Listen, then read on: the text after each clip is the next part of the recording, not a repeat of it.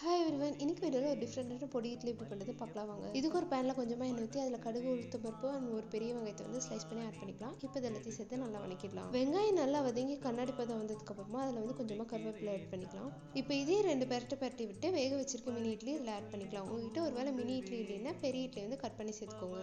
இப்போ இதையும் இது கூட சேர்த்து நல்லா வந்து பெரட்டி விட்டுடலாம்.